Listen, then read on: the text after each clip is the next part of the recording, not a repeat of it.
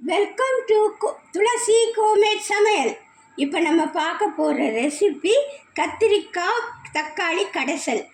அதுக்கு தேவையான பொருள் ஒரு 3 கத்திரிக்காய் எடுத்து வச்சுருக்கேன், ஒரு 4 தக்காளி, ஒரு 100 கிராம் சாம்பார் வெங்காயம், ஒரு 2 காஞ்ச மிளகா, ஒரு பச்சை மிளகா, ஒரு கை அளவு பூண்டு.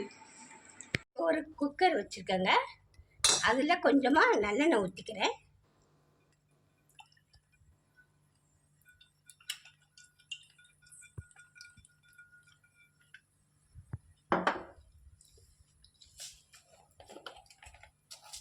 கொஞ்சமாக கடுகு போட்டுக்கிறேன்.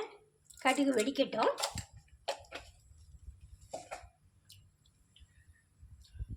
இப்போ கடுகு வெடிச்சிச்சு. காஞ்ச மிளகாய் போட்டுக்கிறேன்.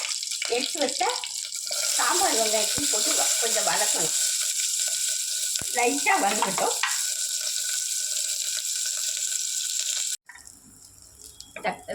வெங்காயம் கொஞ்சம் வதங்கிடுச்சு. இப்போ இந்த பூண்டை எடுத்து போட்டுக்கிறேன். 2 பச்சை மிளகாவையும் போட்டுக்கிறேன். லைட்டாக வதங்கினா போதும், ரொம்ப வதங்க வேணாம். பூண்டு தீஞ்சிடக்கூடாது.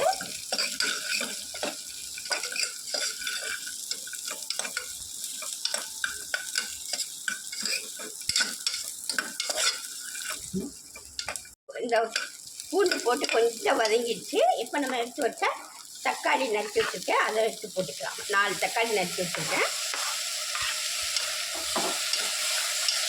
அது கொஞ்சம் வதங்கட்டும்.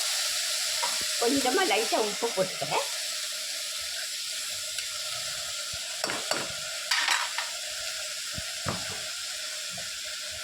இப்போ எடுத்து வச்ச கத்திரிக்காயையும் போட்டுக்கோங்க. 3 கத்திரிக்காய் கட் பண்ணி வச்சுருக்கேன், அதையும் போட்டுக்கிறேன். அதையும் போட்டு கொஞ்சம் வதக்கிட்டு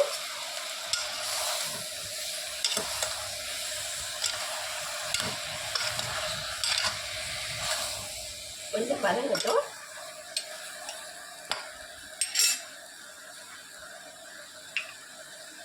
இப்போ 1 ஸ்பூன் மிளகாய்த்தூள் போட்டுக்கிறேங்க.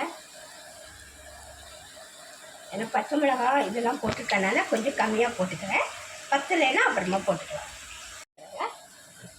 போட்டு பெரட்டி நல்லா கொஞ்சம் பெரட்டி விடணும்.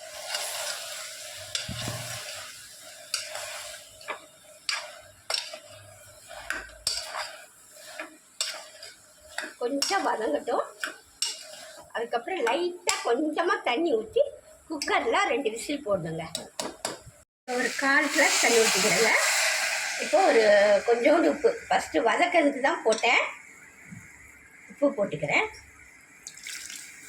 இப்போ ஒரு 2 விசில் வச்சிடலாம்.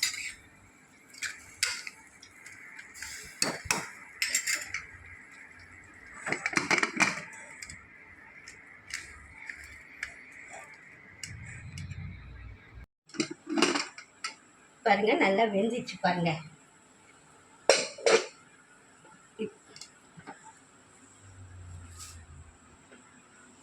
இப்போ மத்து வச்சு நல்லா கடைஞ்சிடணுங்க.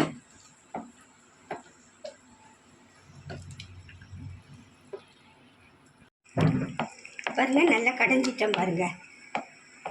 இந்த ரெசிபி இட்லி, தோசை, சப்பாத்தி, சாதத்துக்கு எல்லாத்துக்குமே தொட்டுக்கிறதுக்கு அட்டகாசமான ஒரு ரெசிபிங்க. இந்த ரெசிபி உங்களுக்கு பிடிச்சிருந்தா சப்ஸ்கிரைப் பண்ணுங்கள், ஷேர் பண்ணுங்கள், கமெண்ட் பண்ணுங்கள். அடுத்த ரெசிபியோடு சந்திக்கின்றேன். பாய்.